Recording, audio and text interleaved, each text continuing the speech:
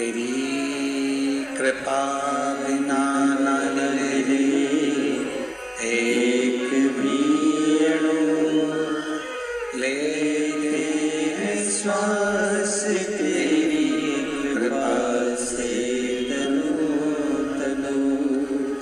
बखान क्या करूं मैं राखों के ढेर का, जब चिट्ठी बहुत में खजाना कुबेर का। हे अंगदार मुक्ति द्वार ओमकार तू, बोले ओमकार तू, आयो शरण तिहारी शंभु तार तार तू। एक बड़ा सुंदर सा एक प्रसंग से 2026 की प्रथम शिव महापुराण कथा को प्रारंभ कर रहे हैं। सूरतनगर गुजरात से 2025 गया, 26 आ गया। उम्र आपकी भी बड़ी, हमारी भी बड़ी।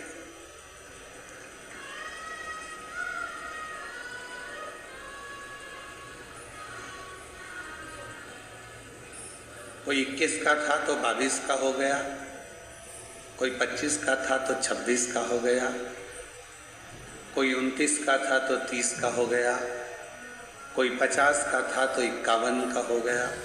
सबकी उम्र बड़ी। एक बार पार्वती जी ने शिव जी से पूछ लिया था कि तुम्हारी उम्र कितनी है।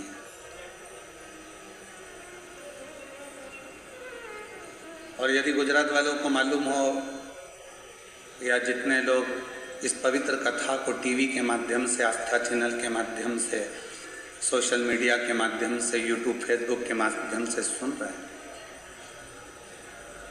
उनको भी अगर मालूम हो कि शिव जी की उम्र कितनी है।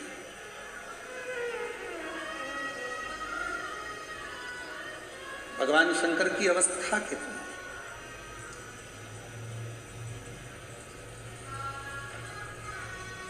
किसी को नहीं मालूम।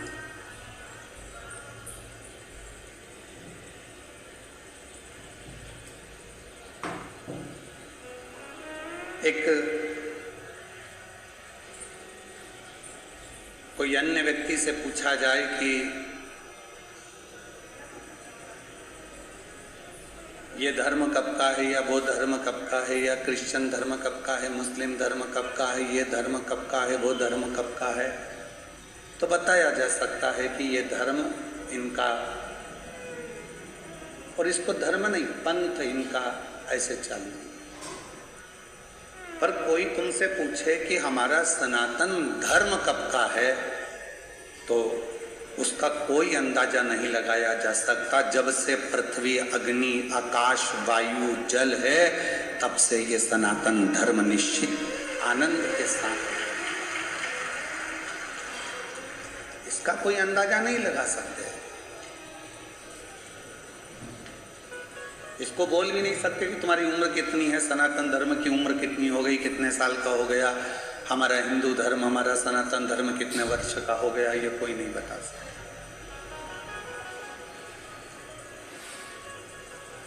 उसी तरह भगवान राम पृथ्वी पर आए तो हम कह सकते हैं कि इतने इतने वर्ष हुए। भगवान कृष्ण पृथ्वी पर आए तो हम कह सकते हैं कि इतने इतने वर्ष हुए। श्री हनुमान जी महाराज पृथ्वी पर आए तो हम कह सकते हैं कि इतने इतने वर्ष हुए।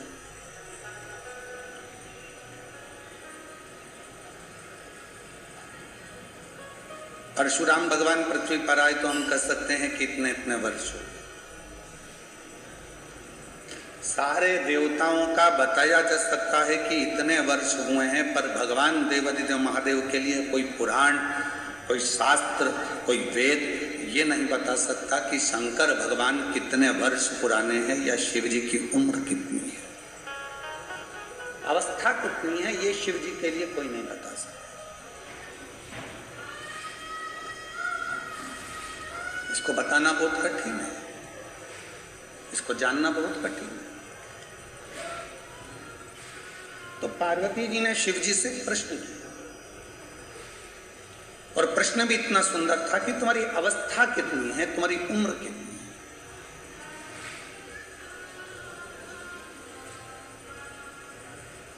और यही प्रश्न एक बार और आया था कि एक संत भ्रमण करते करते एक शिष्य के घर पर पहुंच गए, और शिष्य के घर पर गए तो उनकी माताजी ने उनको प्रणाम करा, पुरुष ने उनको प्रणाम करा, बेटे ने प्रणाम करा, बहू ने प्रणाम करा, पोता पोती ने प्रणाम करा, सब ने प्रणाम।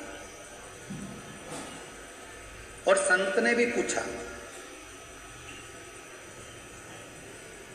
एक बहू से पूछा कि बेटा तुम बताओ कि तुम्हारी सास की उम्र कितनी है। तो कहा मेरे सास की उम्र लगभग अगर देखा जाए तो सास की उम्र तो 68 साल के करीब में हो गई।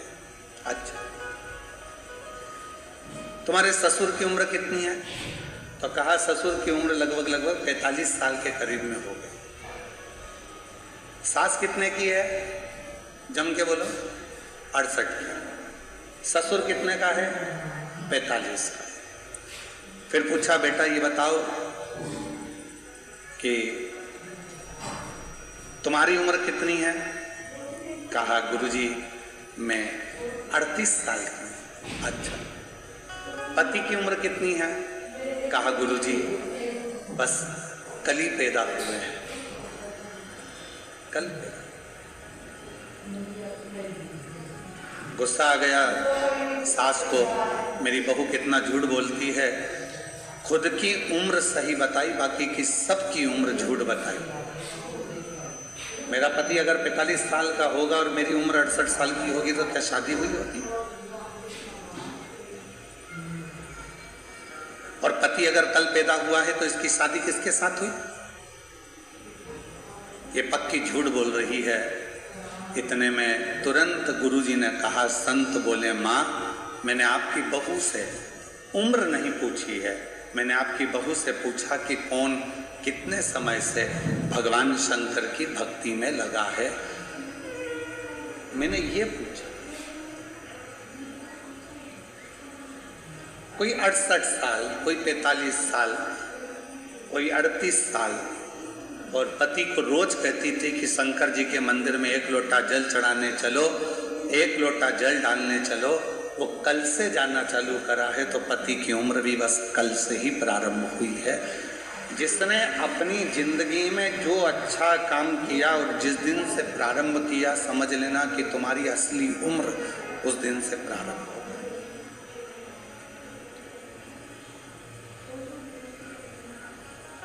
तुम्हारी सही उम्र उस दिन से प्रारंभ हो गई। पार्वती जी ने शिव जी से पूछा कि तुम्हारी अवस्था कितनी है? शंकर भगवान कुछ नहीं बोले, मुस्कुरा दे। कभी कभी कोई प्रसंग ऐसा होता है जिसमें पति पत्नी का कोई उत्तर नहीं देता है और वो मुस्कुरा देता है। और कभी कभी ऐसा भी होता है कि पत्नी कोई प्रश्न लेकर जिद कर कर पकड़ लेती है तो पति को उत्तर देना ही पड़ता है।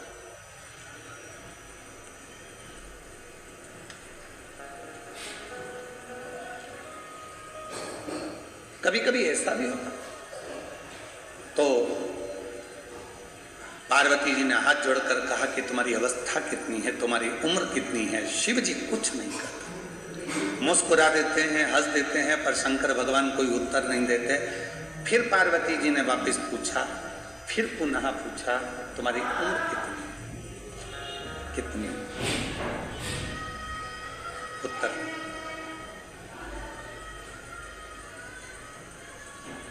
पार्वती जी बार बार शंकर भगवान से पूछ रही हैं तुम्हारी उम्र कितनी है, तुम्हारी अवस्था कितनी है, तुम्हारी उम्र कितनी है, तुम्हारी अवस्था कितनी है। तब देवादिदेव महादेव ने आखिरी में पार्वती जी से कहा, पार्वती मेरी उम्र जानकर, अवस्था जानकर तुझे करना क्या? क्या करना तुझे अवस्था जानकर, उम्र जानकर?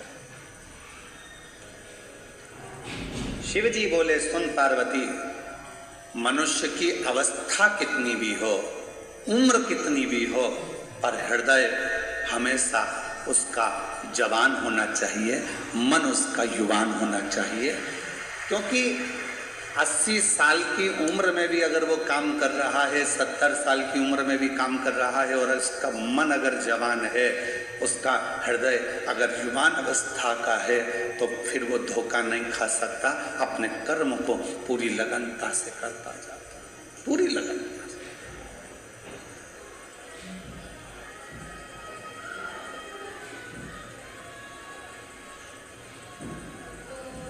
अब कोई आपसे पूछे, क्यों साहब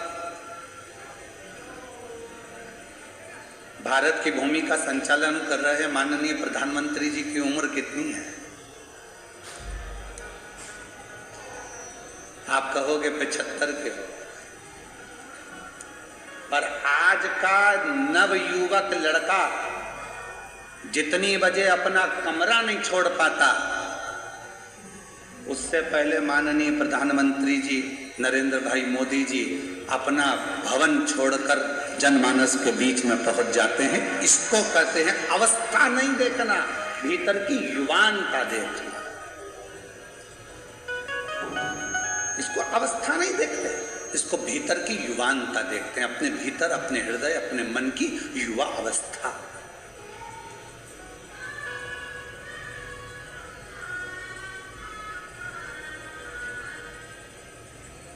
बुढ़ापा नहीं देखा। कोई ऐसे भी होते हैं कि 60-65 में आप लोगों में भी कई माताएं ऐसी बैठी होंगी, कई भाई ऐसे बैठे होंगे जो 25 बार घर में कह देते होंगे, अब तो अवस्था हो गई रे, अब कमर से बनता नहीं,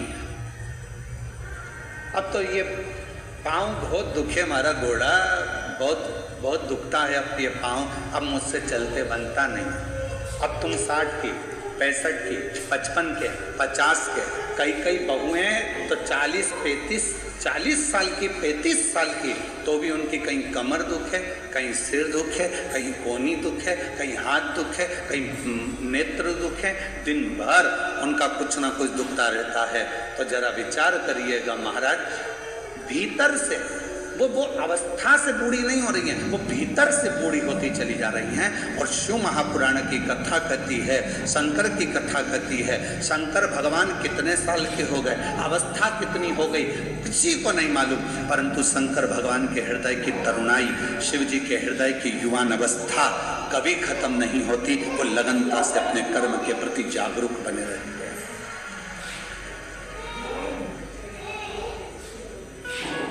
आप कितने जागरूक हैं, ये आपके ऊपर निर्भर करता है।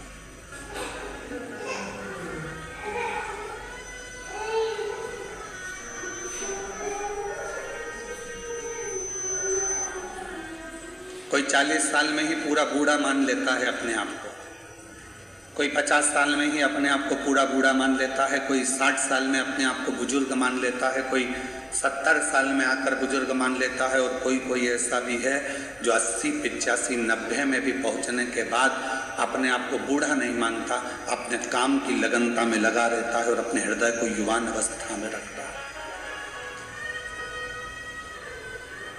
अपने भीतर की युवान अवस्था वो खत्म ही नहीं होने देती।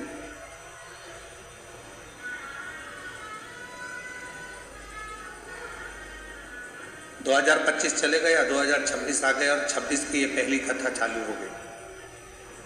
आज आप लोगों से निवेदन है, तुम कितने भी उम्र में बढ़ रहे हो मना नहीं, कितने भी धन में बढ़ रहे हो मना नहीं, कितनी भी फैक्ट्रियों में बढ़ रहे हो मना नहीं, कितनी भी गाड़ियों में बढ़ रहे हो मना नहीं, कितने ही बंगलों में बढ़ रहे हो मना नहीं, तुम कितनी भी उन्नति की सीढ़ी पर चढ़ रहे हो मना नहीं, पर इतना जरूर याद रखना कि अपने मन को हमेशा उम्र से मत तोलना।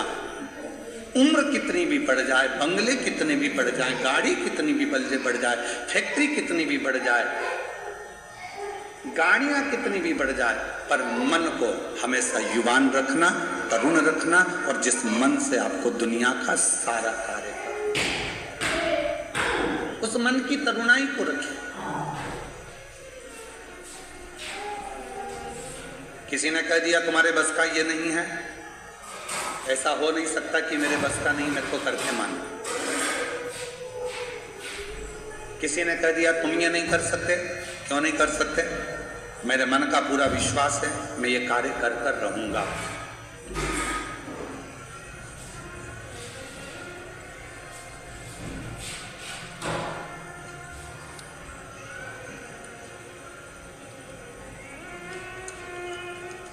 मिश्रा जी, आशुतोष जी इस कथा को लेकर आए थे, सेंगर जी इस कथा को लेकर आए थे। फिर उन्होंने माननीय श्री शास्त्री स्वामी श्री हरि जीवन दास जी महाराज से बात करी, छोटू भाई जी से बात करी कि ये कथा लेकर तो आ गए हैं, पर इतना विशाल कथा है, इतनी पब्लिक आती है, इसका अरेंजमेंट कैसे होगा, इसकी व्यवस्था कैसे होगी। मैं छोटू भाई जी आपको धन्यवाद देता हूँ। इन्होंने, मिश्रा जी हमको बता रहे थे, आपसे तो हमारा मिलना नहीं हुआ था, तो मिश्रा जी कह रहे थे, सेंगर जी कह रहे थे कि छोटू भाई जी ने एकदम कह दिया, चिंता मत करो, कथा लेकर आयो ना, कथा तो सूरत में होगी और ऐसी होगी कि खूब आनंद से शिव भक्त सुनते रहे। ये विश्वास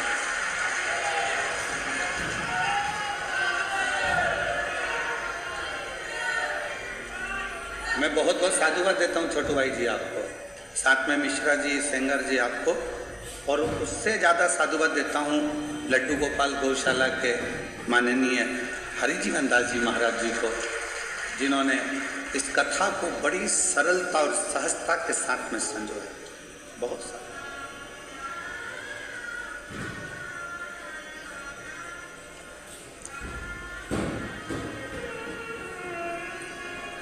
अपने भीतर की तरुणाई को समाप्त मत। दुनिया में ऐसा कोई कार्य नहीं है जो आप नहीं कर सकते, दुनिया में ऐसी कोई कुर्सी नहीं है जहां आप बैठ नहीं सकते, दुनिया में ऐसा कोई काम नहीं जो आपसे नहीं हो सकता।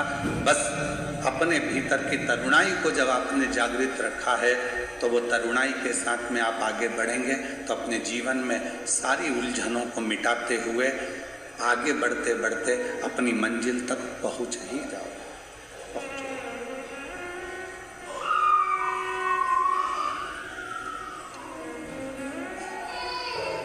और मैंने तेरे हमारा निवेदन है, जिन जिन को हमारे भजनों के बोल मालूम है वो साथ साथ में बोला करो, क्योंकि केवल ये बोल नहीं है, ये परमात्मा से आपकी और हमारी प्रार्थना भी है। मैंने तेरे ही भरोसे हवा बिच उड़ती बाबा डोर घटी जागी, भोले मेरी पतन शंभु मेरी पतन हवा बिच उड़ती जागी, बाबा डोर तो छीना में कटी जागी, भोले मेरी पतन। अपने भीतर की तरुणाई को कभी समाप्त मत होने, कभी। और कितनी सुंदर बात कही है भगवान शंकर की पवित्र कथा ने, शायद एक एक व्यक्ति के हृदय में ये बात पहुंचना चाहिए। उम्र बढ़े, जैसे जैसे उम्र बढ़े वैसे वैसे छोटों के साथ में रहने का प्रयास करो। जैसे पोता पोती नाती पंती, इनके साथ में जब आप उम्र बढ़ती है और इनके साथ रहना चालू करते हो तो तुम्हें अपनी उम्र का अंदाजा नहीं लगता कि तुम कितने साल के हो। उनकी मस्ती में मस्त रहकर तुम अपने जीवन को आनंदमय जीवन।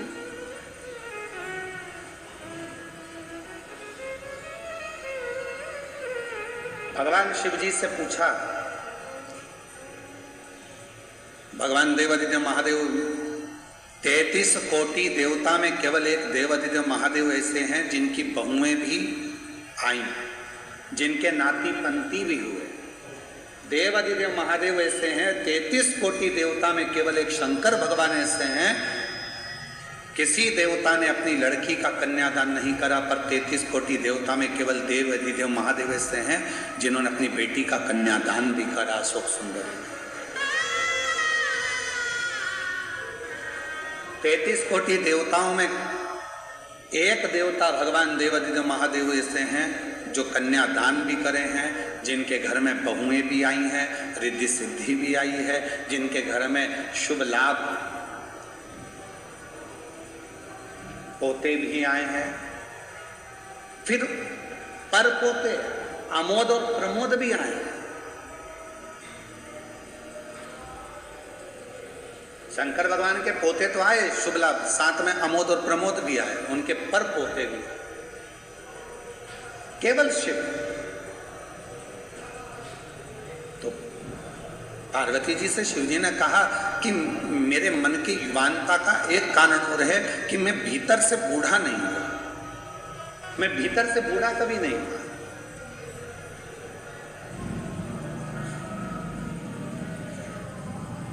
मैं अपने पोतों के साथ में, अपनी बेटी के साथ में, अपने बेटे के साथ में बैठता हूं, मिलता हूं, बातें करता हूं। और आप लोगों से भी क्या कहते हैं, जब शिव जी के मंदिर में एक लोटा जल चढ़ाने के लिए जाओ, शंकर जी के मंदिर में जब एक लोटा जल लेकर जाओ, थोड़ी देर अपने पिता के पास में बैठो, भगवान के पास में बैठो और पिता के पास में बैठकर अपने मन की बात करो। संसार के लोगों से कहोगे तो हो सकता है कि वो एक ना एक जगह पर जाकर कह दें, बाद में तुम्हारी हंसी उड़ा दें, बाद में तुम पर उंगली उठा दें, बाद में तुम्हारे लिए अपशब्द कह दें, बाद में तुम पर ताना दे दें। पर यदि तुम्हारे मन में कोई दुख है, तकलीफ है, कष्ट है, परेशानी है, तो जाओ एक लोटा जल अपने घर से भरकर शंकर के मंदिर तक लेकर जाओ और देवादिदेव महादेव को जल चढ़ाकर अपने हृदय की बात कहो, तो धीरे धीरे वो दुख, वो तकलीफ, वो कष्ट तुम्हारा मिटते चले जाएगा। वो दुख मिटेगा, वो कष्ट मिटेगा, वो तकलीफ मिटेगी।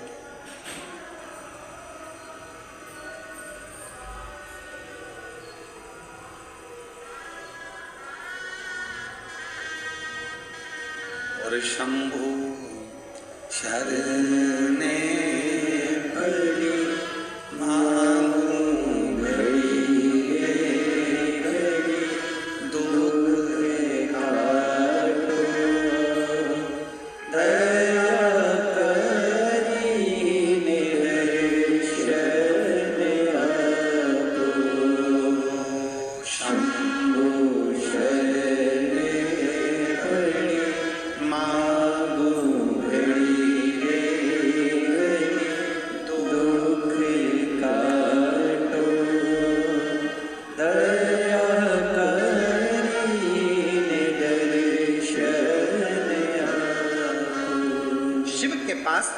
थोड़ी देर जाकर बैठो, भगवान ओघड़दानी के पास में थोड़ी देर जाकर बैठो, कुछ मन की बात देवादिदेव महादेव से कहो। सुनेंगे शिव, क्यों नहीं। शंकर भगवान को लोग पशुपति नाथ कहते हैं। दुनिया में केवल एक है देवादिदेव महादेव, मेरे शंकर भगवान पूरे देवों में, जो एक पशु, पक्षी, जीव, जलचर, थलचर, वायुचर, सबकी बातों को ध्यान लगाकर सुनते हैं, सबकी बात।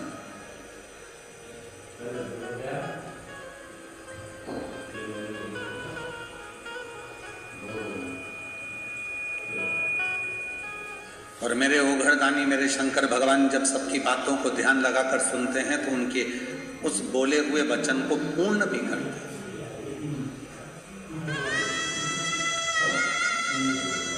एक बड़ा सुंदर प्रसंग है राजा भोज का।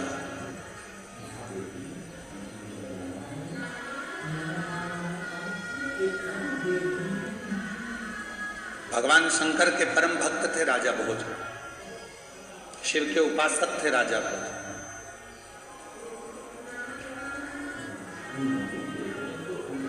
और भगवान शंकर की अविरल भक्ति में डूबे रहते थे राजा भोज। एक माँ अहिल्याबाई होलकर, एक राजा भोज, वीर शिवाजी महाराज,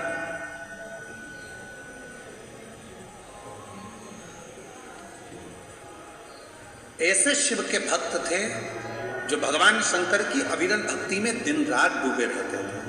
दिन रात अपनी प्रजा का संचालन भी करते थे, अपनी प्रजा को देखते भी थे, पर साथ में शंकर जी की अविरल भक्ति को धारण भी करते थे। और मेरी जीजियों, मेरे जीजाओं, मेरी बेटियों, बेटाओं में और मेरे बुजुर्ग माँ बापों से निवेदन है, मेरे माता पिता से निवेदन करूं, तुम दिन भर व्यस्त रहो, तुम अपने काम में डूबे रहो, अपनी फैक्ट्री में डूबे रहो, अपने दुकानों में डूबे रहो, अपने कार्य में, अपनी नौकरी में, अपने सब काम में डूबे रहो, मना नहीं है, पर निवेदन है 24 घंटे में से कम 24 मिनट भी ना निकले तो 24 सेकंड ऐसे निकालो जो भगवान शंकर के पास जाकर बैठकर अपने मन की बात कह सको और शिव जी आपके मन की बात की पूर्णता कर दें।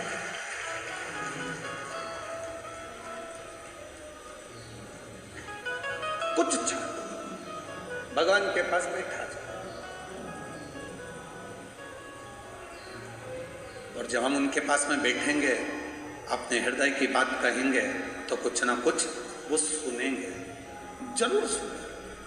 और यहाँ तक शिव महापुराण की कथा कहती है, अगर मन में कोई संकर है, मन में कोई संशय उत्पन्न हो गया, मन में कोई बड़ी भारी संकट उत्पन्न हो गया, कोई ऐसी बात तुम्हारे मन में आकर खड़ी हो गई है जिस बात का कोई निर्णय नहीं निकल रहा, तो एक बेलपत्र को हाथ की हथेली में रखकर अपने हृदय से उसको लगाकर मन से बाबा को अपने मन की बात कहकर जब वो बेलपत्र हम शिव जी को समर्पित करते हैं, मान लो हम कुछ नहीं कह पाए बाबा भोलेनाथ जी को, हम अपने दिल की बात शंकर भगवान को कुछ नहीं बता पाए और कुछ रह भी गया, तो हमारे मन की बात भगवान देवाधिदेव महादेव स्वीकार कर लेते हैं एक बेलपत्र के माध्यम से।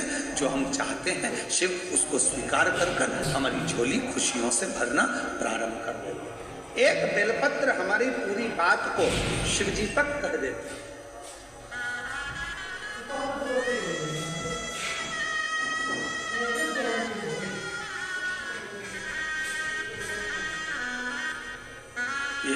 इसीलिए कहते हैं एक लोटा जल, आवाज नहीं आई, जरा दमदारी से बोलो, सारी समस्या का हल बोल बम का नारा है, श्री शिवाय।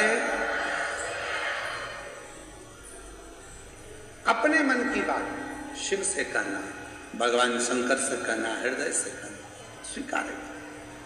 राजा भोज भगवान शिव के परम भक्त थे, परम भक्त, बहुत उपासक।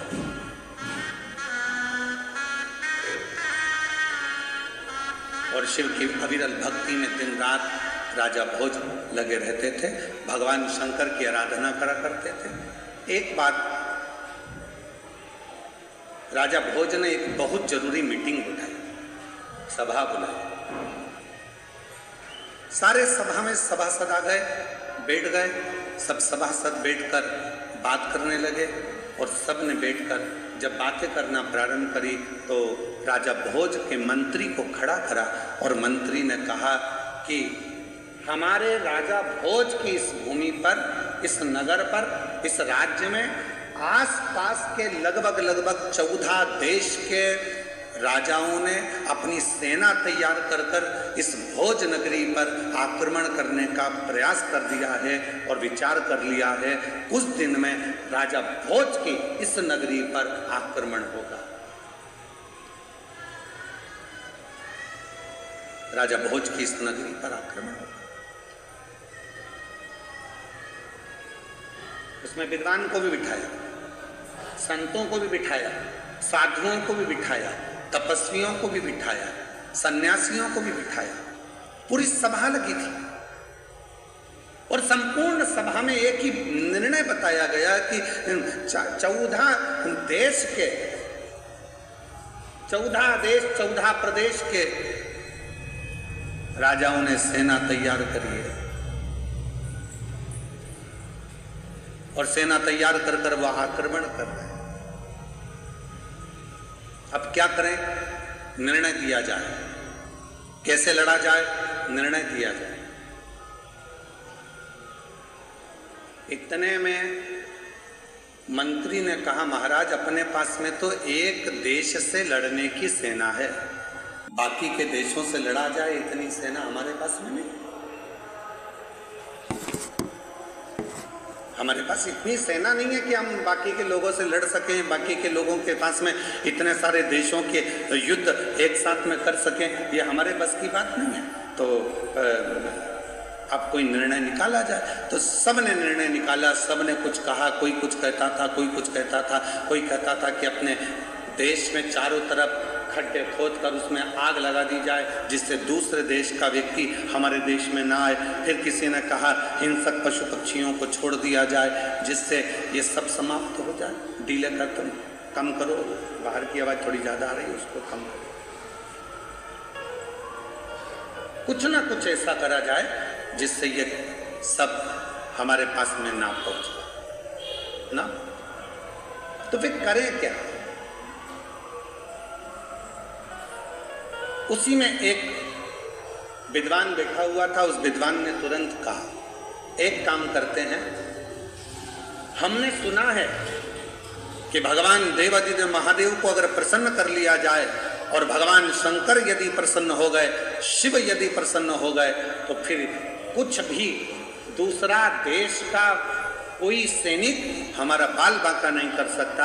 ये विद्वानों ने राजा भोज से कह दिया और राजा भोज ने तुरंत शिव को प्रसन्न करने के लिए, भगवान शंकर को प्रसन्न करने के लिए राजा भोज ने अपने जितने आभूषण थे, रतन थे, माणिक थे, मोती थे, जितने भी हीरे पन्ना थे, सब शिव जी को समर्पित करना प्रारंभ कर दिया।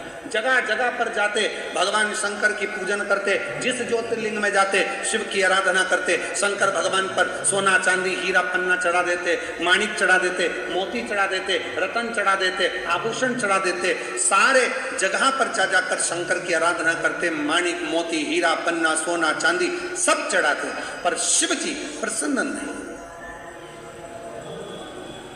और इससे पहले अभी जो मुंबई में कथा हुई थी उसमें हमने एक बात कही थी, आप लोगों के स्मरण में होगी, शायद आप लोगों ने ध्यान दिया होगा।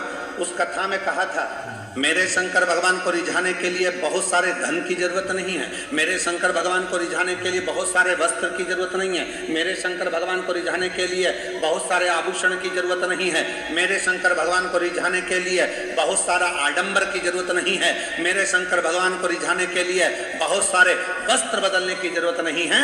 मुंबई की कथा में कहा था, शंकर भगवान को रिझाना है तो दिल से जाकर एक लोटा जल समर्पित कर दो और 3 बार ताली बजाकर हर हर महादेव कह दो, मेरा शिव प्रसन्न हो जाए,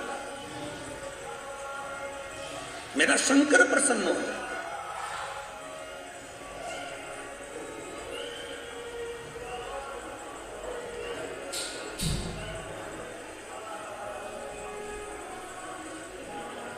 और महादेव नमन चरणों में, महादेव नमन चरणों में, स्वीकार कीजिए सबका किया है मेरा भी उद्धार कीजिए, उद्धार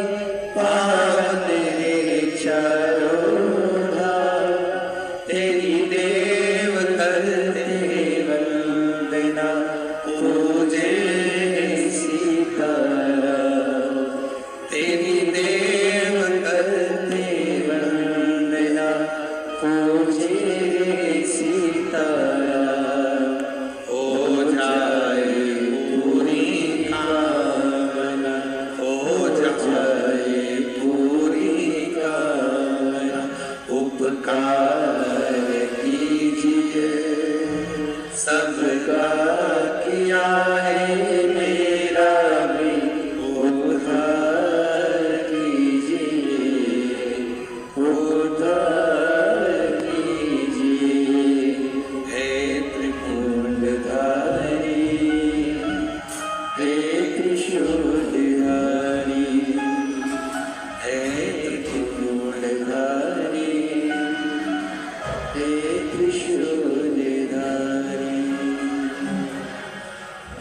शिव धन से प्रसन्न हो जाते?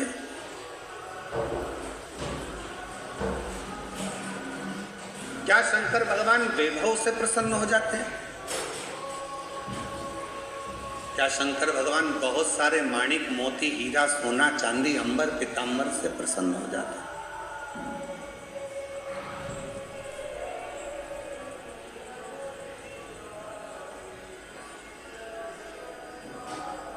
उनकी प्रसन्नता किस चीज से?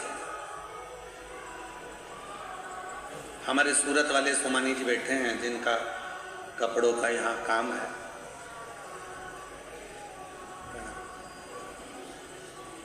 ये सूरत से इन्होंने कई बार पहले सीहोर में कुबेरेश्वर धाम में आकर कथा के कम से कम इन्होंने 3-4 कथा अपने सीहोर में कराई। एक बार उनके लिए भी जोरदार ताली बजा। बहुत सारे तो एक बार हमने बाती बात में इनसे पूछ लिया था कि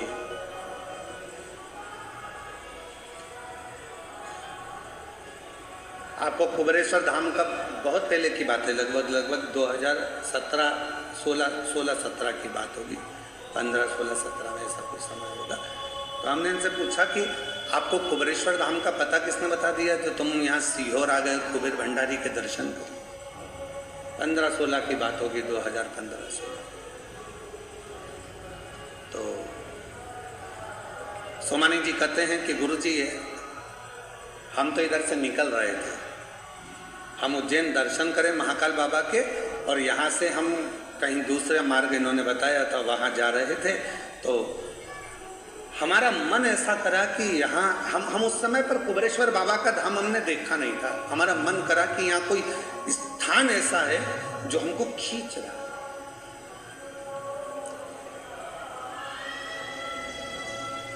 तो हम अपनी गाड़ी को वापस मोड़े, ड्राइवर से कहा कि लेकर चलो। यहाँ पहुँचे। उस समय पर सोमानी जी जब आए थे तो हम धाम पर एक टूटी हुई खाट थी, कहे सोमानी जी, टूटी हुई पलंग थी, एक खटिया रस्सी से बुनी हुई थी, उसका एक 3 पाया था, एक पाए में ईंट फंसी हुई थी, एक के ऊपर एक ईंट रखी हुई थी और 3 पाए उसके थे, उस पर हम बैठे हुए। ये आए, हमने पूछा क्यों, कहाँ से आए? तो काम गुजरात सूरत से। हमने कहा तुम यहाँ अंदर कैसे आ गई? वीराने में ये तो सब पेड़ पौधे जंगल है, अंदर आने का रास्ता भी है।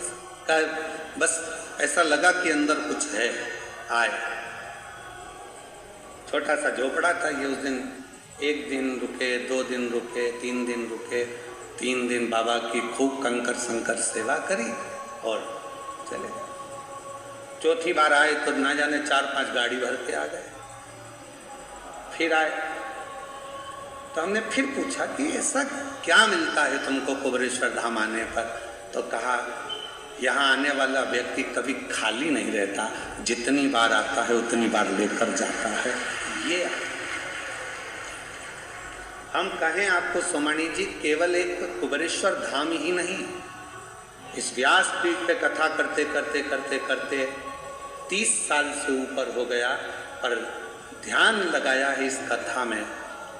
जो कथा के मंडप में आकर बैठता है, शिव महापुराण की कथा के पंडाल में जाकर बैठता है, जिस दिल से, जिस भाव से जो मांगता है, मेरा देव अधिदेव महादेव उसको देने के लिए उसके दरवाजे पर आता जरूर है।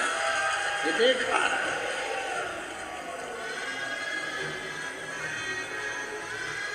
एक पत्र है, देखिए, एक बहन ने लिखा है, मैं रमेश शिवराम महाले, मैं मंदाबाई रमेश महाले, फ्लैट नंबर 58, जय रणछोड़ नगर, नवागांव, सूरत से आई। कहीं बैठी हो तो हाथ हिला सकती हैं। अगर कहीं बैठी हो तो अपना हाथ हिला सकती हैं। कहीं पर बैठी हो तो अपना दोनों हाथ हिला सकती हैं। और कहीं पर बैठे हों तो अपना हाथ हिला दें और आकर एक बेलपत्र लेकर जाए। मैं श्री रमेश शिवराम महाले, मैं मंदाबाई रमेश महाले, प्लाट नंबर 50 है, जय रणछोड़ नगर, नवागाम, सूरत से हूँ। मेरा मोबाइल नंबर है। एक लोटे जल का क्या गुणगान करूँ। मैंने लॉकडाउन में आपकी कथा सुनी, आपने जो बताया पशुपति नाथ का व्रत किया और हर दिन एक लोटा जल महादेव को चढ़ाने जाते थे। गुरुजी, पशुपति व्रत का 5 सोमवार के दिन महादेव ने घर में खुशियां दे दी और मेरे बेटे की नौकरी लग गई। पूरे हिंदुस्तान में दूसरे नंबर पर आने वाली उस कंपनी में मेरा बेटा आज पिछले 3 साल से जॉब कर रहा है, जिसमें नौकरी के लिए लोग प्रतीक्षा करते हैं। शिव की कृपा। गुरुजी, कथा में सुना था जो पंडाल में बैठकर मांगता है उसको बाबा देता जरूर है। आपकी कथा सूरत में हो रही थी। 30 साल से मेरे यहाँ ना तो मेरा खुद का मकान था, ना कोई बंगला था, ना कोई गाड़ी थी, कुछ भी नहीं। मेरे 30 साल की जिंदगी में मेरे पास कुछ नहीं, कुछ भी। फिर आपकी कथा में मैंने सुना कि जो पंडाल में बैठकर मांगा जाता है वो बाबा देता जरूर। तब सूरत में कथा हुई, हमने विचार कर लिया कि पंडाल में बैठकर मांगेंगे और पहुंच गए सूरत की कथा में। पंडाल में बैठ गए, कथा सुनी और बाबा ने ऐसी कृपा करी कि गुरुदेव, ना तो मकान था, ना गाड़ी थी, कुछ नहीं था। और आज बाबा ने कृपा कर कर आपकी कथा को 1.5-2 साल हुए हैं। शिव जी की कृपा से खुद का बंगला भी बना और बाबा की कृपा से 4 व्हीलर गाड़ियां भी आई और बाबा की कृपा से सब काम सफल। ये शिव की आराधना, इसको शिव की उपासना।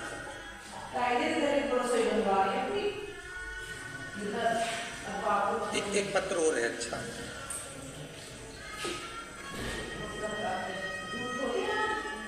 मेरा नाम वंदना सुनील सोनी है। मैं बारडोली की रहने वाली हूँ और मेरा मोबाइल नंबर ये है। मेरी भाभी को 18 साल हो गए थे।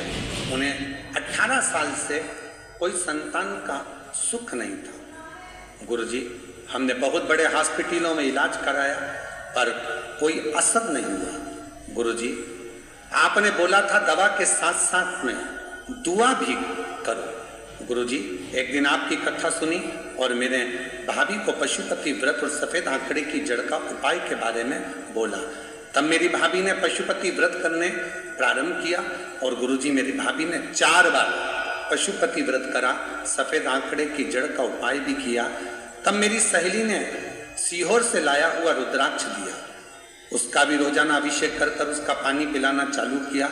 गुरुजी, बाबा की ऐसी कृपा हो गई कि बाबा की कृपा से 18 साल के बाद मेरी भाभी का गर्भ ठहर गया और बाबा की कृपा से उससे 18 साल के बाद संतान की प्राप्ति हुई, जिसका मैं फोटो लगा रहा हूँ। कहीं बैठी हो और अगर बच्चा साथ में आया हो तो आ सकती हैं, बच्चे को ला सकते हैं। 18 साल के बाद बाबा ने ये सुख प्रदान किया। 18 साल, ये दुनिया की दृष्टि में केवल शिव महापुराण का पंडाल, दुनिया की दृष्टि।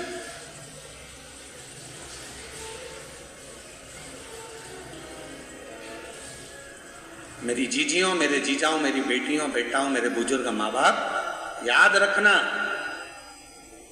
7 दिन के लिए हरिओम में ओम समाया है और मेरा भोला सूरत में आया। केवल 7 दिन के लिए आया है। इतने दिव्य दिव्य बड़े बड़े आयोजन को कराना कोई सरल नहीं होता है। वो तो इनके भी बस का नहीं। आपके एक लोटे जल का जब बल बढ़ता है तब शंकर भगवान इन सबको प्रेरणा देकर ये शिव पुराण की कथा करवा ले।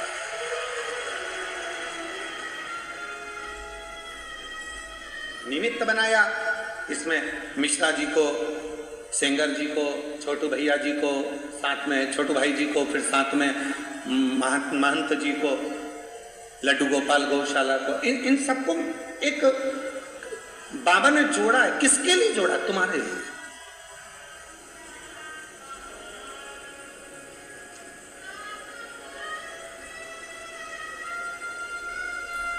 बहुत सारे काम होंगे तुम्हारे घर में, बहुत सारे फैलारे पड़े होंगे तुम्हारे घर में, काम करने के लिए पूरी जिंदगी पड़ी हुई है, पर घर के लोगों को भी कह देना, अपने रिश्तेदारों को भी फोन करके कह देना आजा, ये मौका नहीं मिलेगा।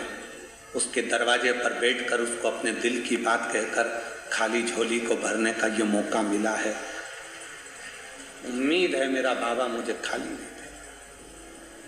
ये दुनिया की दृष्टि में केवल कथा, लोगों को लगता है कि ये केवल कथा चल रही है, कथा हो रही है, कथा सुनना है, कथा होती ही नहीं है। कथा है ही नहीं। यहां तो एक जितने यहां भक्त आते हैं वो अपने पिता से अपने दिल की बात, जिस समय पर 2 मिनट के लिए श्री शिवाय नमस्तुभ्यम होता है, बाबा सब दुख काटो महारा जब बोला जाता है, और कुछ देर के लिए जब मौन हो जाया जाता है, उस समय पर ये आत्मा परमात्मा से अपने दिल के दुखड़ों को कहती है। और मेरा शिव उस स्थान पर बैठकर जब इतने करोड़ मंत्र, आप लाखों की संख्या में आए, कैमरे की निगाह में यहां से लेकर आखिरी तक भी कैच नहीं हो पाए, और इतने बड़े बड़े 3 बड़े बड़े पंडाल, लगभग इन पंडालों को एक के पीछे एक लगाया जाए तो शायद 3-4 किलोमीटर तक चले जाओ, इतना लंबा पंडाल है ये सूरत का। यदि एक के पीछे एक पंडालों को लगाया जाए तो इतना बड़ा पंडाल है। आप लाखों की संख्या में आए और इतने सारे लाखों भक्त एक साथ बैठकर जब श्री शिवाय नमस्तुभ्यम कहते हैं, मंत्र का जाप करते हैं, करोड़ों मंत्र आपस में टकराकर विभिन्न होते हैं, और उन मंत्रों को जब हम उच्चारण करते हैं, बोलते हैं, वो मंत्र हमारी श्वासों में 3.5 करोड़ रोम छिद्र ये मनुष्य के शरीर में है, और इन 3.5 करोड़ रोम छिद्र में ये भगवान शंकर का नाम समाहित हो जाता है। और जब हम कुछ कहते हैं तो शिव उसको स्वीकार कर कर हमारी झोलियां खुशियों से भरकर चला जाता है। ये शिव है। क्या मिलेगा शिवपुराण में जाने से? क्या प्राप्त होगा शिवपुराण में जाने से? क्या देंगे शिवपुराण में? जाकर देखो, बैठ कर देखो, जो मिला उनसे पूछ कर देखो कि मेरा बाबा कभी खाली नहीं भेजता, कभी नहीं। क्या देगा?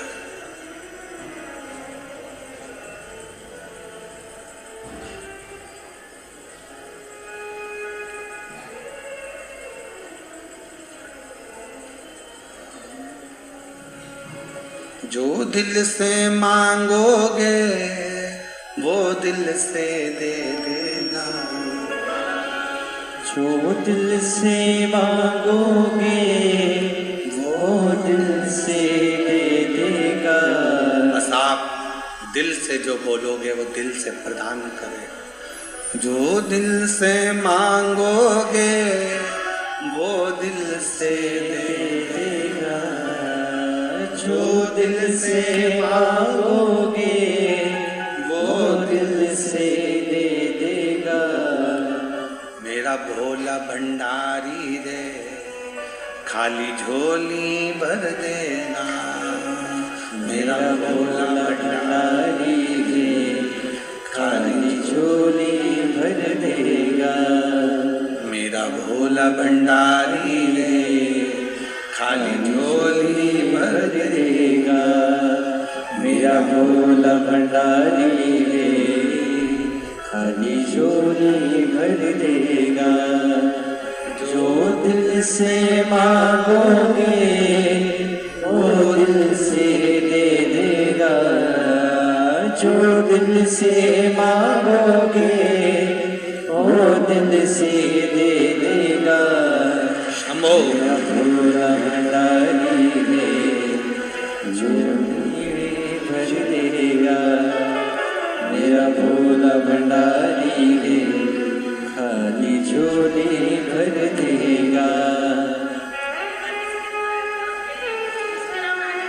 18 साल के बाद हुआ। एक बार जोरदार ताली बजाओ।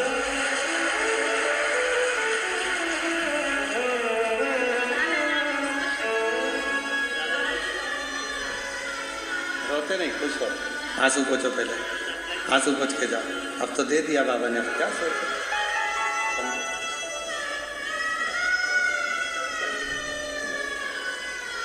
आंसू पोंछ के जाओ। अच्छा खुश खुश जाओ। आप भी आंसू पोंछो, पहले आंसू पोंछो, बाबा के पास से जाओ तो खुश होते। जो दिल से मांगोगे वो दिल से दे देगा, जो दिल से मांगोगे वो दिल से दे देगा। कुबेर भंडारी है खाली झोली भर देगा, कुबेर भंडारी है खाली झोली भर देगा। मस्तक पे चंदा है उजियारा कर देगा, मस्तक पे चंदा है उजियारा कर देगा। मेरा भोला भंडारी है खाली झोली भर देगा, मेरा भोला भंडारी है खाली झोली भर देगा। मेरा भोला भंडारी है खाली झोली भर देगा, मेरा भोला भंडारी है खाली झोली भर देगा। जो दिल से मांगोगे वो दिल से दे देगा, जो दिल से मांगोगे। 20 साल के बाद बेटे की नौकरी, गाड़ी और बंगला सब बाबा ने दिया है। एक बार जोरदार ताली बजाएं। जो दिल से मांगोगे वो दिल से दे देगा, जो दिल से मांगोगे वो दिल से दे देगा, जो दिल से मांगोगे वो दिल से दे देगा। मेरा भोला भंडारी रे खाली झोली भर देगा, मेरा भोला भंडारी रे खाली झोली भर देगा। मेरा भोला भंडारी रे खाली झोली भर देगा, मेरा भोला भंडारी रे खाली झोली भर देगा।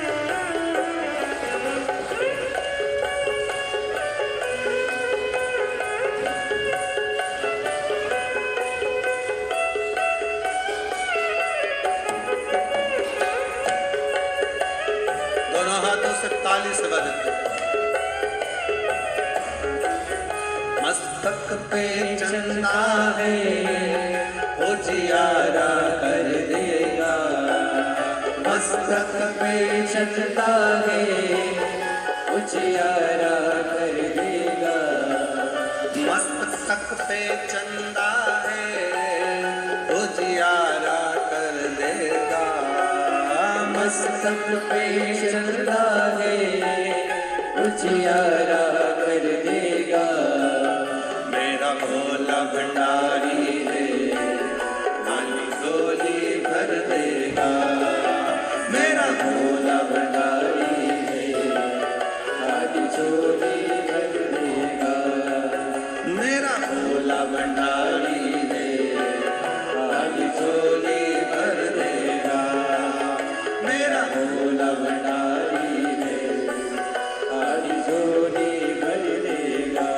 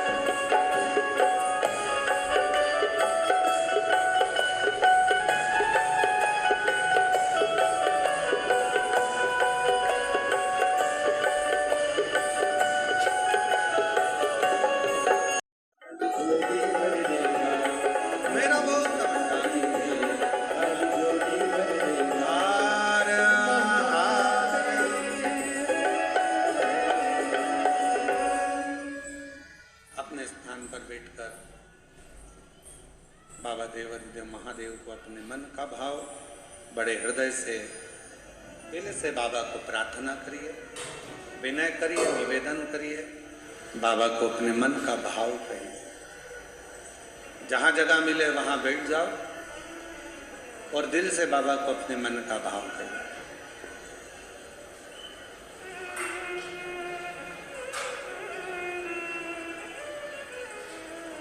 सुंदर माघ का महीना चल रहा है और बाबा की इस पवित्र कथा में बाबा को अपने दिल का भाव कहने का मौका मिला। जिसको आता है साथ में बोलिएगा, हृदय से प्रार्थना करिएगा, बाबा को अपने मन का भाव करिए।